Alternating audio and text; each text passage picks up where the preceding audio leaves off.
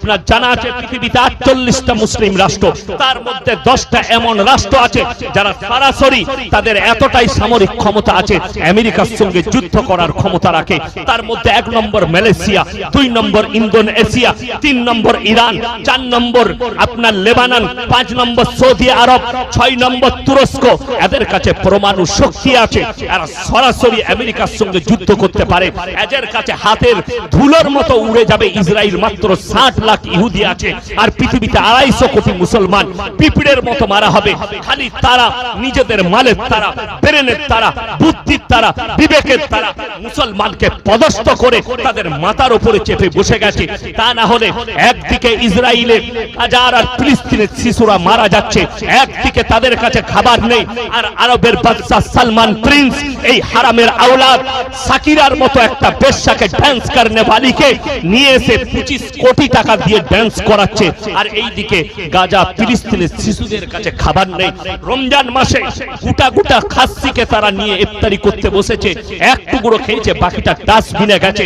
আর গাজা আর ইসরায়েলের শিশুরা, গাজা আর ফিলিস্তিনের শিশুরা তাদের ডিব্বা নিয়ে ইসরায়েলে দাঁড়িয়েছে। তাদের দিকে তাকিয়ে দেখুন। मौलाना ताकी, अल्लामा ताकी उस्मानी बोलेছেন, अगर दुनिया के मुसलमान ये सोच रहे हो कि ये लड़ाई गाजा और फिलिस्तीन तक रहेगी, तो ये तुम्हारा गलत फहमी है। पूरे दुनिया में इसका चिंगारी फैलेगी, क्योंकि रसूल के हदीस है, अल्लाह नबीर हदीस গোটা পৃথিবীতে এমন একটা চিঙ্গারি ফেলাবে। তৃতীয় বিশ্বযুদ্ধ এটা বাবা ভাঙ্গার নয়, এটা বৈজ্ঞানিকের নয়, আমার রাসূলের ইশারা। এমন একটা পৃথিবীতে মহাযুদ্ধ ঘটবে, সেই যুদ্ধটা গাজাকে নিয়ে নয়, ফিলিস্তিনকে নিয়ে নয়, আল আকসাকে নিয়ে নয়, কাবাকে নিয়ে নয়, মক্কা মদিনা নিয়ে নয়। যুদ্ধটা শুরু হবে, রাসূলের হাদিসে আছে, ফোরাত নদী শুকিয়ে গিয়ে একটা সোনার পাহাড় বের হবে, গোটা পৃথিবী যুদ্ধে লেপ্টে যাবে। আর সেই যুদ্ধটা হবে পরমাণু যুদ্ধ। আল্লাহর কসম, রেডি হয়ে যান, ইমাম মেহেদীর আসার সময় হয়েছে। যেদিনে আত্মপ্রকাশ পাবে সেদিনে পৃথিবীতে ইসলামের টাঙ্কা বেজে যাবে। জোরে বলুন সুবহানাল্লাহ। আমার মুসলমান ভাই, আপনি আপনার ঈমানটাকে মজবুত করুন। আপনাকে কেউ ভয় খাওয়াচ্ছে, তোমাকে মেরে দেবো, তোমাকে বার করে দেবো, আল্লাহর কসম করে বলছি, পৃথিবীর মানুষ আজকে গোটা পৃথিবী তাকিয়ে দেখেছে। যারা বলেছিল अगर हम जीतेंगे तो हिंदुस्तान से मुसलमान को भगा देंगे, अल्लाह ने तुम्हारे साथ ऐसा बर्ताव किया। हमारे अल्लाह ने दिखा दिया, व तु इज्जु मन तशा व तु दिल्लु मन तशा। इज्जत और जिल्लत का मालिक तो हम अल्लाह है, और तुम्हें हराया, ऐसे हालत कर दी और तुम मुंह दिखाने के लायक भी नहीं रहे, और तुम हमें भगाओगे। मुसलमान যারা মনে করছেন কোরআন মিটে যাবে, ইসলাম মিটে যাবে, মুসলমান মিটে যাবে, তাদের গলতফহমি আছে। শুনলেন? আপনারা মনে করেন না যে ফিলিস্তিনে গাজা শিশু মারা গেছে, আমাদের গুলো আমরা বেঁচে থাকবো? গজওয়ায়ে হিন্দ হবে। হিন্দু ভাইদের পণ্ডিতরা ইশারা করেছে সরকারকে, क्योंकि गजवाए हिंद होनी है। अगर तुम लोग को ये मालूम है तो मुसलमान तुम भी रेडी हो जाओ गजवाए हिंद के लिए। और रसूलेर हदीस, প্রায় গজওয়ায়ে হিন্দে 20 কোটি মুসলমানের প্রাণ যাবে, 20 কোটি মুসলমানের প্রাণহানি হবে। তারপরে ইসলামের বিজয় আসবে। আজকে মুসলমান শুনলেন, আল্লাহর নবী সাহাবীরা যুদ্ধে জয়লাভ করেছে তলোয়ারের দ্বারা নয়, আর গোলা বারুদের দ্বারা নয়, তারা যুদ্ধে যদি জয়লাভ করেছে ঈমানের শক্তির দ্বারা। 313 জন সাহাবী একদিকে, 1000-এর বেশি বেঈমান কাফের একদিকে। আল্লাহ বললেন, হে নবী, তুমি তোমার সাহাবীকে বলো, তাওয়াক্কালতু আলাল্লাহ, আল্লাহর উপরে প্রকৃত বিশ্বাস আনতে আমি আল্লাহই তোমাদের জন্য যথেষ্ট। জোরে বলুন সুবহানাল্লাহ। আল্লাহ নবী সাহাবীরা তাওয়াক্কুল এনেছেন, বিশ্বাস এনেছেন। আল্লাহ তাআলা বললেন, হে আমার সাহাবীরা শোনো, তোমরা কি জানো যুদ্ধে তোমরা জয়লাভ করেছো? জি, আমরা জয়লাভ করেছি। আল্লাহর হাবিব সাল্লাল্লাহু আলাইহি সাল্লাম বললেন, তোমরা 313 জন আর অতগুলো বেঈমান কাফের তোমরা জয়লাভ করলে। ইয়া রাসূলুল্লাহ, কেমন করে? বললে, তোমরা আল্লাহর উপরে বিশ্বাস রেখেছো, আল্লাহর ফেরেশতারা তোমাদের সঙ্গে যুদ্ধের ময়দানে লড়াই করেছে। জোরে বলুন সুবহানাল্লাহ। যদি আপনি তাওয়াক্কুল করেন, আমরা ব্যবসা করি, জানি না নিয়ত কি করতে হয়। আমরা চাষ করি, জানি না নিয়ত কি করতে হয়। আমরা কুরবানি দিলাম, নিয়তই জানি না কুরবানি কি করতে হয়। আমার আগের ভাইজান বলছিলেন না আমার কানে, কুন ইন্না সালাতি ওয়া নুসুকি ওয়া মাহইয়ায়া ওয়া মামাতি লিল্লাহি রাব্বিল আলামিন লা শারীকা লাহু ওয়া বিযালিকা উমিরতু ওয়া আনা আউয়ালুল মুসলিমিন। কখনো দোয়া করেছে চাঁদ ওঠার পরে, আপনি কুরবানির পশু কেনার পরে? আলহামদুলিল্লাহ, কুরবানির পশু যখন কুরবানির নিয়ত করেছেন, দোয়া করেছেন, দোয়া করবেন, আল্লাহ আমার নামাজকে কবুল করে নাও, আমার কুরবানিকে কবুল করে নাও, আমার জীবন আর মৃত্যু সব তোমারই জন্য। পৃথিবীতে এমন কোন ব্যক্তি নেই যে বলতে পারবে আমি আমার ইচ্ছা মতো বেঁচে থাকতে পারি, কেউ বলতে পারবে না। আপনি অবাক হবেন, বুখারী শরীফের রওয়ায়েতে আছে, আল্লাহর হাবিব সাল্লাল্লাহু আলাইহি সাল্লাম যেদিনে দুনিয়া ছাড়লেন, হযরতে উমরে ফারুক রাদিয়াল্লাহু তাআলা আনহু ইশারা করে বললেন, কেউ যদি বলো আল্লাহর রাসূল দুনিয়া ছেড়েছে, আমি তাকে টুকরো টুকরো করে দেব, আমি এটা মেনে নিতে পারছি না। হযরতে আবু বকর সিদ্দিক রাদিয়াল্লাহু তাআলা বুকে জড়িয়ে হাউ হাউ করে কাঁদলেন আর বললেন, হে আবু বকর, তুমি যদি এই কথা বলো কোরআনকে মিথ্যা বলা হবে, কুল্লু নাফসিন যায়কাতুল মাউত। যতগুলো জানদার পৃথিবীতে এসেছে প্রত্যেকটা জানদারকে মৃত্যুর স্বাদটা গ্রহণ করতেই হবে। তুমি যদি বলো কোরআনকে মিথ্যা বলা হবে। হযরতে ওমর কেঁদে বললেন, এ আবু বকর, আমার হৃদয় মেনে নিচ্ছে না, আমি বরদাস্ত করতে পারছি না। আপনি ভেবে দেখুন, আপনার মা মারা গেলে আপনি কতটা কষ্ট পান, আপনার সন্তান মারা গেলে আপনি কতটা কষ্ট পান, আপনার বাপ মারা গেলে কতটা কষ্ট পান, আপনার মা মারা গেলে কত কষ্ট পান। আল্লাহর নবী সাহাবীদের সামনে থেকে নবীজি দুনিয়া থেকে বিদায় নিচ্ছেন, সাহাবীদের কত কষ্ট হয়েছে। হযরতে সাইয়্যিদানা বেলাল হাবশী রাদিয়াল্লাহু তাআলা আনহু 3 দিন অঝর নয়নে কাঁদার পরে আজান দিতে গিয়েছেন নবীজি দুনিয়া ছাড়ার পরে। রিওয়ায়েতে আছে 11 বার বেহুশ হয়েছে, 11 বার আজান দিতে গিয়েছেন, 11 বার বেহুশ হয়ে পড়ে গেছেন হযরতে সাইয়্যিদানা বেলাল হাবশী রাদিয়াল্লাহু তাআলা আনহু। 3 দিন পরে মদিনা ছেড়ে শাম দেশে চলে গেলেন। 3টে বছর কেটে গেছে। আল্লাহর নবী স্বপ্নে বললেন, হে বেলাল, তোমার কি একবারও আমাকে মনে পড়ে না?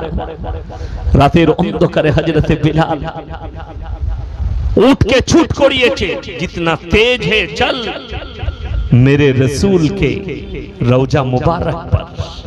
ছুটতে ছুটতে এসে ফজরের আগে হাজির হয়ে গেছে। তাহাজ্জুদের ওয়াক্ত চলছে। হযরতে সাইয়্যিদানা বেলাল হাবশী রাদিয়াল্লাহু তাআলা আনহু পৌঁছে গেছে। হযরতে হুসাইন রাদিয়াল্লাহু তাআলা আনহু দেখার পরে বললেন, হে বেলাল, তুমি এতদিন পরে ফিরেছো, কতদিন তোমার গলার আওয়াজ শুনি, আজকে তোমাকে আজান দিতে হবে। হযরতে বেলাল বললেন, আমাকে অনুরোধ করো না, যেদিনে রাসূল দুনিয়া ছেড়েছিলেন আমি আজান দিতে গিয়ে 11 বার বেহুশ হয়েছি, 11 বার, আমাকে আজান দিবার অনুরোধ করো না। হযরতে হুসেন বললেন, তুমি যদি আজকে আজান না দাও আমার মন ভেঙে যাবে, আর আমার মন ভেঙে গেলে আমার নানাজি কষ্ট পাবে, আল্লাহ নারাজ হয়ে যাবে। হযরতে বেলাল হাবশী আজান দিতে শুরু করলেন। প্রথমেই যখন বলেছেন আল্লাহু আকবার, আল্লাহু আকবার বলে ডাক দিয়েছেন, গোটা মদিনার কোনায় কোনায় কান্নার রোরহাট পড়ে গেছে। আজকে কার আওয়াজ শুনলাম? রওশন দান মানে পর্দা। এরকম পর্দা ছিল খেজুর পাতার রওশন দান, যেটার ভেতরে মেয়েরা পর্দায় থাকতো। এমন রিওয়ায়েতে আছে রওশন দান থেকে অনেক মহিলা বের হয়েছে। আজকে মনে হচ্ছে যেন আল্লাহর রাসূল দুনিয়াতে বেঁচে আছেন আর কাঁদছেন। অনেক সাহাবী ছুটতে লেগেছেন ফজরের সময় উঠে, মনে হচ্ছে বেলালের আওয়াজ শুনেছি, মনে হচ্ছে যেন রাসূল সাল্লাল্লাহু আলাইহি সাল্লাম আজকে দুনিয়াতে আছেন। দ্বিতীয়বার চলে গেল, আশহাদু আল্লা ইলাহা ইল্লাল্লাহ হয়ে গেল। যখনই বলেছেন আশহাদু আন্না মুহাম্মাদার রাসূলুল্লাহ, তখন বেহুশ হয়ে হযরতে বেলাল পড়ে গেলেন। হুঁশ ফিরেছে। হযরতে হোসেন বললেন, হে বেলাল, তুমি যখনই আশহাদু আন্না মুহাম্মাদার রাসূলুল্লাহ বললে তুমি বেহুশ হয়ে পড়ে গেলে। হযরতে বেলাল বললেন, আল্লাহর কসম, আমি যখন আজান দিতাম আমি সেদিনে যখনই বলতাম আশহাদু আন্না মুহাম্মাদার রাসূলুল্লাহ, আমি আমার রাসূলকে সামনে দেখতে পেতাম। আজকে আমি যখন আজান দিয়েছি আশহাদু আন্না মুহাম্মাদার রাসূলুল্লাহ, আমি নবীজির রওজা দেখতে পেরেছি, আমি আর বরদাশত করতে পারিনি। জোরে বলুন সুবহানাল্লাহ। এটা ছিল রাসূলের মহব্বত, আল্লাহর হাবিবের মহব্বত। আপনি মিলিয়ে দেখুন আপনার সঙ্গে রাসূলের মহব্বতটা কত, আল্লাহর হাবিবের মহব্বতটা কত। আল্লাহর কসম আপনি বেঈমান কাফেরকে মহব্বত করতে লেগেছেন, বেঈমান কাফেরের অনুসারী হয়েছে। জলসায় যাচ্ছি, অবাক হয় কি দেখে জানেন? আমরা বলতে পারি না, আমি তো থাকতে পারি না বলে ফেলি। অনেক যুবক ভাইরা আমার ফটো তুলে আমাদের সঙ্গে হুজুরের সঙ্গে সেলফি লব, যেখানে যাই মানুষ সেলফি নিতে চায়, একটা ফটো লব, সেলফি নিচ্ছে আমার, কিন্তু চুল কেটেছে শুয়োরের মাথার মতো। সেলফি নিচ্ছে আমার, পোশাক পরেছে ফিল্মের নাচনেওয়ালার মতো, পোশাক পরেছে তাদের আখলাক আর চরিত্র তাদের মতো, ভালোবাসে আমাদিকে, হাতে মেয়েদের মতো বালা পড়েছে, কানে বালি পড়েছে। তোমার জানা নাই বুখারী শরীফের হাদিসে আছে যে পুরুষরা কানে বালি পড়বে, হাতে বালা পড়বে, হাতে চেন পড়বে, মেয়েদের মতো নিজেকে সাজাবে, কিয়ামতের দিনে আল্লাহ রাব্বুল আলামিন তাদের দিকে তাকিয়ে দেখবেন না, তাদেরকে একটা ইশারা করা হবে, তোমরা মেয়েদের রূপ ধারণ করে দেখাও। তারা বলবে আমরা অক্ষম। আল্লাহ বলবে এদিকে জাহান্নামে নিক্ষেপ করে দাও, তারা ডাইরেক্ট জাহান্নামে যাবে। আল্লাহ তাআলা ওই নারীদের দিকে তাকাবেন না যারা পুরুষের মতো পোশাক পরে, যারা পুরুষের মতো সাজতে চায়, যারা ববি কাট চুল কাটে, জিন্সের প্যান্ট গেঞ্জি পরে, ওই নারী দিকে বলা হবে তোমরা পুরুষের রূপ ধারণ করে দেখাও। তারা বলবে আমরা অক্ষম। আল্লাহ তাদেরকে জাহান্নামের রাস্তা দেখিয়ে দেবে। আমার মুসলমান ভাই, আপনি এটা মনে করবেন না আমি টুপি লাগালাম, আমি নামাজ পড়লাম, আমি মুসলমান হয়ে গেছি, আমি গরুর মাংস খাই না। মুসলমান হতে গেলে যে শর্তগুলো আছে সেগুলো প্রথম মানতে হবে। এক নম্বর আল্লাহর উপরে বিশ্বাস, দুই নম্বর তিনার পরকালের প্রতি, কিয়ামতের দিন বলে একটা বিচারের দিবস আছে সেটার উপরে বিশ্বাস আনা, ওয়াল ইয়াউমিল আখির আমার পরকালের প্রতি, ওয়াল মালাইকাতি আমার ফেরেশতাদের প্রতি, ওয়াল কিতাবি আমার আসমানি কিতাবের প্রতি, ওয়ান নবিয়িন আর যতগুলো নবী পয়গম্বর পাঠিয়েছি এদের উপরে প্রকৃত বিশ্বাস আনার নাম হচ্ছে ঈমান। সবাই বলুন এই পাঁচটা কথার উপর আমরা সবাই বিশ্বাস আনবো, জোরে বলুন ইনশাআল্লাহ। আমার মুসলমান ভাই, অনুরোধ করে বলে যাচ্ছি, আপনি মনে করছেন যে আমি আমার জীবনে যা কিছু করছি হুজুর দোয়া করবে ক্ষমা হয়ে যাবে, হুজুরের কি হবে আমি ইয়াসিন নিজেই আমি জানি না, আমার কি হবে? আল্লাহর নবীর হাদিস, আখরি জামানায় এক শ্রেণীর আলেমদের দ্বারা, এক শ্রেণীর হুজুরদের দ্বারাই জাহান্নামকে উদ্বোধন করা হবে। যারা মানুষকে ধোঁকা দেয়, প্রতারণা করে, মানুষের সঙ্গে প্রতারণা করে, এদিকে কিয়ামতের দিনে আটকানো হবে। আজকে কষ্ট কোথায় লাগে? আপনাদেরকে যদি জিজ্ঞেস করি, আমাদের দেশের সনাতনী ভাই যারা পাথরের উপাসনা করে, ওটা কি শরীয়তে জায়েজ আছে? কথা বলে আমরা বলি ওটা শিরকের কাজ। কোন অমুসলিম ভাই একটা মাটির মূর্তি তৈরি করে তার উপাসনা করে, এটাকে ইসলামী পরিভাষায়, কোরআনের পরিভাষায় শিরক বলা হয়েছে, আল্লাহ ব্যতীত অপরের উপাসনা করা। আপনাদের হুগলি ডিস্ট্রিক্ট তারকেশ্বরের কাছে, গ্রামটার নাম আমার ডায়েরিতে লেখা আছে। গত বছরে গিয়েছিলাম জলসা করতে, চৈত্র মাসে জলসা ছিল, তো আমি জলসা করতে গেছি, এরকম ঘেরা স্টেজ, এরকম প্যান্ডেল, প্যান্ডেলের পাশে স্টেজের পাশে একটা বড় গাছ, গাছটাও চারিদিকে ঘেরা আছে, প্যান্ডেল করেছে, গাছের গোড়ায় ঘোড়া রাখা আছে, আগরবাতি, মাটির ঘোড়া, আগরবাতি, মোমবাতি সব রাখা আছে। আমি স্টেজে গেলাম, আমি বললাম বাবা আপনারা খুব ভালো। বলে কেন হুজুর? আমরা হিন্দু মুসলিমের মধ্যে মহব্বত আছে, এখানে হিন্দু ভাইরা পুজো করে, তোমরা এখানে জলসা করছো। একজন বললে হুজুর না ওটা আমাদেরই। আমরা তোরা কি করিস? তখন বলছে ওইখানে বুড়ো পীর সাহেব আছে। কত বড় কষ্ট লাগে। একজন মাটির মূর্তি তৈরি করে উপাসনা করলে সেটা যদি শিরক হয়, তুমি মাটির ঘোড়া গাছতলায় রেখে সিজদা করবে, এটা কি করে শরীয়ত সম্মত হতে পারে? আমি মৌলভী শওকতের বেটা মৌলভী ইয়াসিন চ্যালেঞ্জ ছুড়লাম, 2 ঘন্টা আছি স্টেজে, কোন বাপের বেটা মৌলভী যদি এটাকে জায়েজ বলতে পারে তাকে স্টেজে নিয়ে আসুন, কোরআন আর হাদিস দিয়ে গাঁজা করি দলিল লয়। আমি শওকতের বেটা জীবনে আর বক্তব্য দেব না ইনশাআল্লাহ। আমি মাদ্রাসার ক্লাস করব কাল থেকে, আমি আর জীবনে স্টেজে আসবো না। নিয়ে আসুন। এদিকে কে বুঝাবে? কে বুঝাবে যে এটা শিরকের কাজ? আল্লাহ ব্যতীত তুমি যে গাছটার কাছে সিজদা করছো, ঝড় দিলে গাছটা উল্টিয়ে পড়ে যাবে।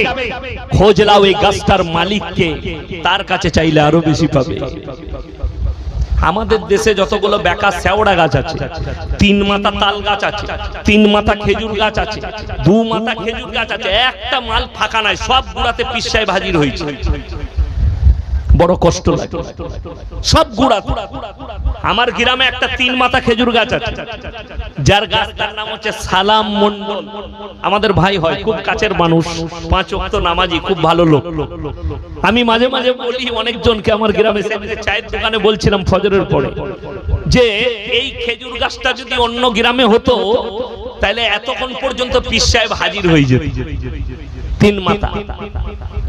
আমি কষ্ট পাই কিসে? আল্লাহ ব্যতীত অপর। আমি কোরআনের দলিল দেব, যাদের বাড়িতে মানে কোরআন আছে খুলবেন আমাকে গালি দেওয়ার আগে। 17 পারা। কত পারা বললাম?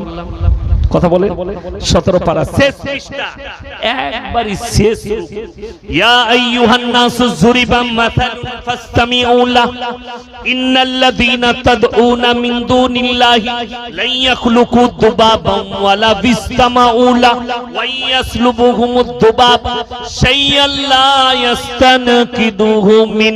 হে নবী, পৃথিবীর মানুষকে বলো, হে পৃথিবীর মানুষ, তোমরা আল্লাহ ছাড়া যাদের কাছে ভালো মন্দ চাও তাদেরকে জিজ্ঞেস করো, তারা একটা মাছি পর্যন্ত সৃষ্টি করতে পারে না।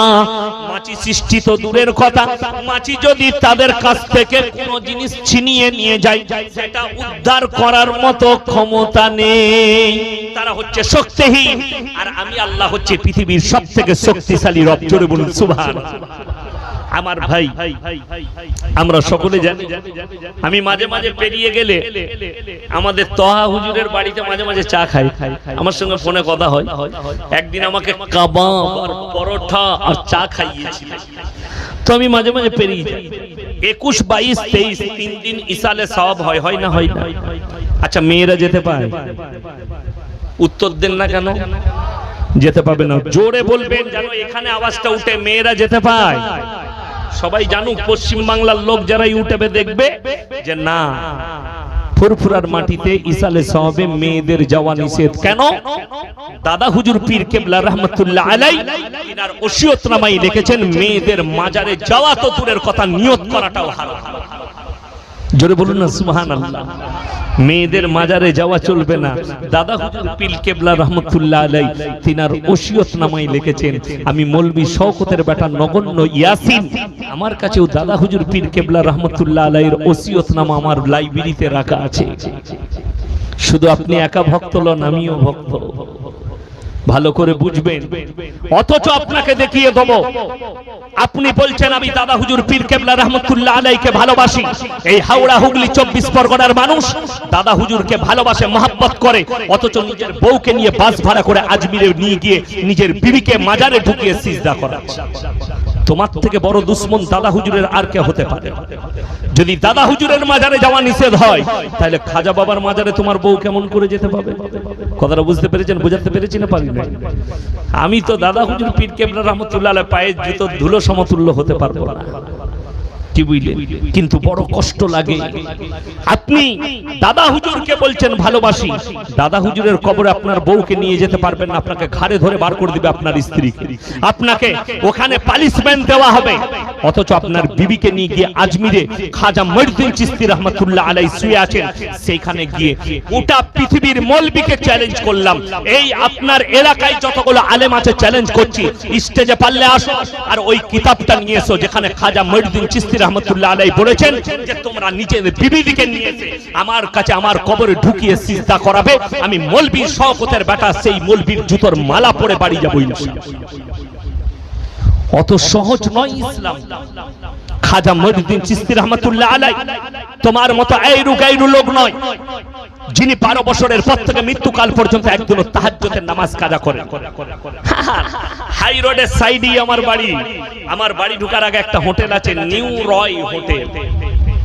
ও মুসলিম ভাইদের, আমার বন্ধু, বিদ্যুৎ দানা আমাকে খুব ভালোবাসে, আমি গেলে আলাদা কাপে চা দেয়, কাগজের কাপে, সব আমাকে আলাদা রেসপেক্ট করে।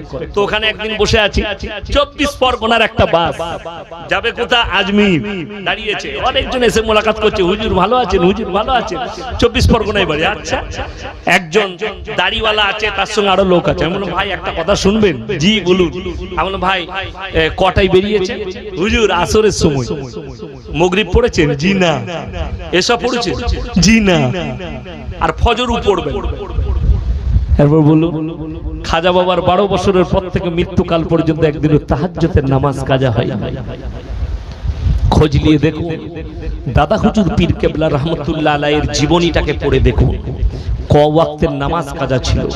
আর আপনি হাত তুলে বলছেন আমি দাদা হুজুরের ভক্ত, এক ওয়াক্তের নামাজ নাই। তুমি ঝাঁটা খাবে না, খাবে না? কবে? তুমি নিজে ভেবে দেখো। তুমি মনে করেছো ভক্ত হয়ে পেরিয়ে যাব। কোরআন শোনো, যাদের বাড়িতে মানে কোরআন আছে খুলবেন সূরা আরাফ প্রথম পৃষ্ঠা, ফালানাস আলান্নাল্লাযীনা উরসিলা ইলাইহিম ওয়ালানাস আলান্নাল মুরসালিন। হে নবী, পৃথিবীর মানুষকে বলো আমি কিয়ামতের দিনে নবী পয়গম্বর রাসূলদেরকেও দাঁড় করাবো, তাদের উম্মতকেও দাঁড় করানো হবে, তাদেরকেও জিজ্ঞাসাবাদ করা হবে তোমরা কেমন করে দাওয়াত দিয়েছিলে, আর তাদেরকে জিজ্ঞেস করা হবে তোমরা কেমন করে গ্রহণ করেছিলে।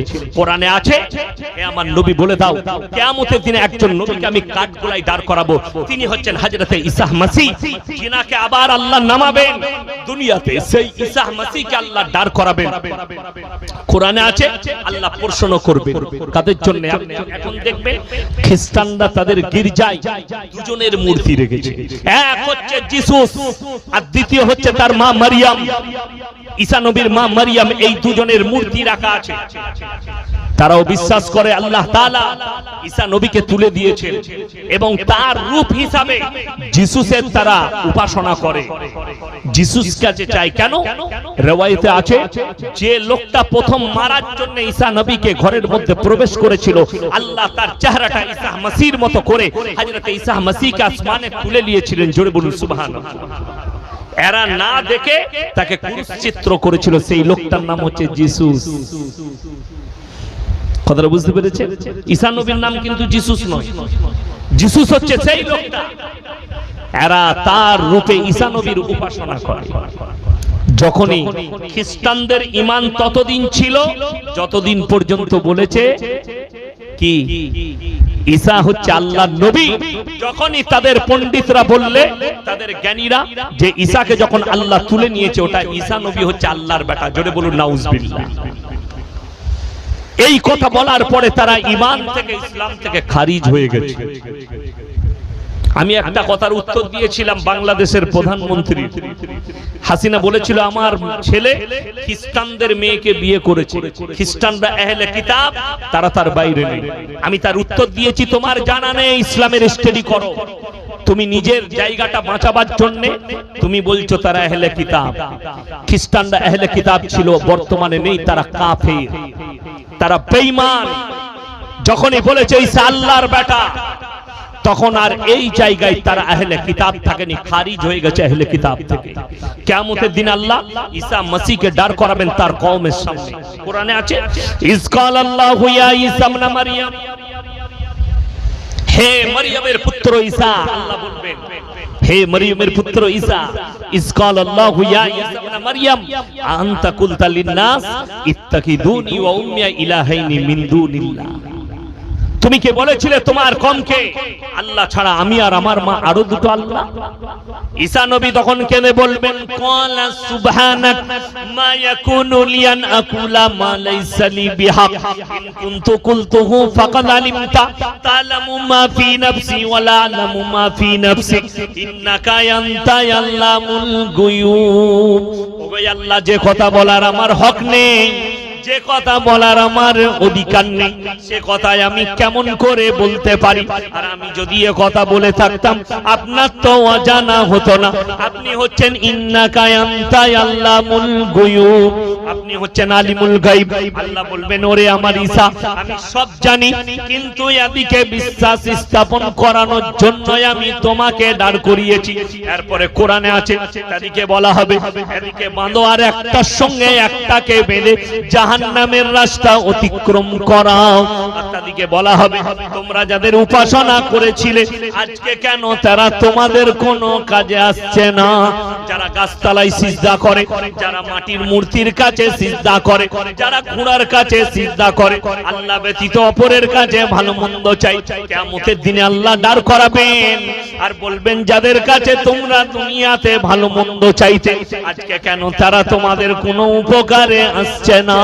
তাদের কাছে যখন বলতে যাবে তারা বলবে আমরা তো তোমাদিকে দাওয়াত দিয়ে ডাকিনি, তোমরাই আমাদের কাছে এসেছিলে।